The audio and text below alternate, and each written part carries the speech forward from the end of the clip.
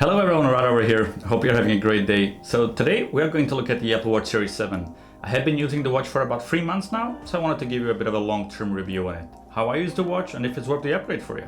I have been using the Apple Watch Series 4 before, so for me there was a couple new things. But hey, let's just look at it together. So sit back, relax, and let's get into it.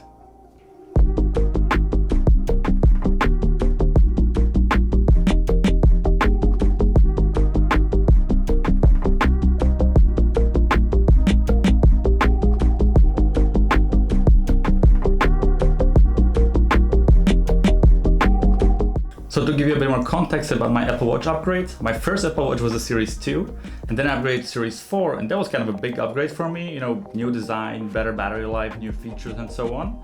And then from Series 4, I upgraded to Series 7. To be completely honest, there isn't a massive difference between those two. In fact, there is only a couple of features that were important to me. The first one is definitely the display. It's about 20% bigger compared to Series 4, 5, 6 and SE, and about 50% bigger compared to a Series 3.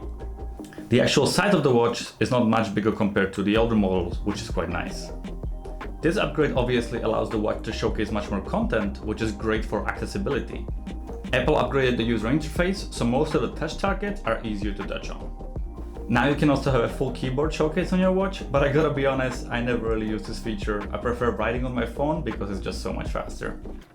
One of the new things for me was also the always on display mode that was introduced with the Apple Watch Series 5. It's a pretty smart feature and definitely a time saver when you want to quickly check time or notifications. Another thing that was new is the improved charging. It charges about 33% faster compared to the older models, but you do need to use the new USB-C charger that comes with the box. I believe this could be a very useful feature for someone who only has a certain amount of time to charge throughout the day. I charge my watch every night when I go to bed, so for me it doesn't really make a big difference. Apple has also introduced 2 new watch faces. The first one is Contour, where the numbers nicely wrap around the edges to showcase the new slightly curved display. I feel like it looks the best with the black background as it nicely blends with the actual watch, so your display looks even bigger. The second watch face is called Modular Duo, where you have 2 main sections that you can customize to your liking. I primarily use 2 watch faces. The first one is Contour and the second one is Infograph. I use shortcuts to automate the switching between the watch faces. In the shortcuts, you can go into automations and use different triggers. I use the time trigger and the workout trigger, so when the watch detects that I'm doing my workout, it switches to the infograph face, so it's easier for me to control my music and monitor my heart rate. And then I use the time trigger, so for example at 10 AM, my watch face switches to the contour, and at 11 PM, it switches to the infograph. Alright, let's dive into my daily experience with the Apple Watch. Obviously, this use case is going to be completely different for everyone. I just wanted to share with you how I use the Apple Watch and which features are important for me. I use the watch as an extension to my phone, so checking my notifications and messages is probably the number one thing I do with the watch. It's just so much easier to check a message when you're in the middle of a meeting or if you're driving somewhere. You don't need to take your phone and look, but just tilt your wrist and you're on top of everything. Controlling the music while I work out is a big time saver for me. I don't need to have a phone in my pocket. I can easily adjust the volume or skip to the next track right away. And last but not least is checking my health and making sure I close my rings, even though I'm super bad at it. I feel like the activity app is definitely pushing me to move more throughout the day, which is great as I sit behind the desk at least 8 hours a day.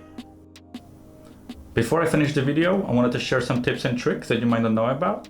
Number 1 is that you can use your Apple Watch as a nightstand mode. You need to go to your settings and then toggle it under bedside mode. If you have your phone next to your bed like I do and your charger is a bit tilted like mine, then you have a bedside clock for free. Number 2 is the assistive touch feature that you can find under the accessibility settings. This allows you to control some of the functions with your hand gestures, such as pinching or clenching with your fist. You can, for example, double clench to answer a phone call or a single clutch to end the call. This might be useful if you don't know where your phone is or if you're driving in your car. The last tip is very useful for many people right now, and that is unlocking your phone while you have your face mask on. Just simply go to your Face ID settings and allow your phone to be unlocked by your Apple Watch. So yeah, that's it for the video. Having an Apple Watch is definitely one of those things that is more nice to have than I need to have, but it does make my life easier in so many different ways. The number one thing I wish they would improve in the future is definitely the battery life. It would be great to have at least a 1 week of battery and not just 1 or 2 days. Thanks a lot for watching the video. Follow me on social media, stay rad, and I'll see you next time.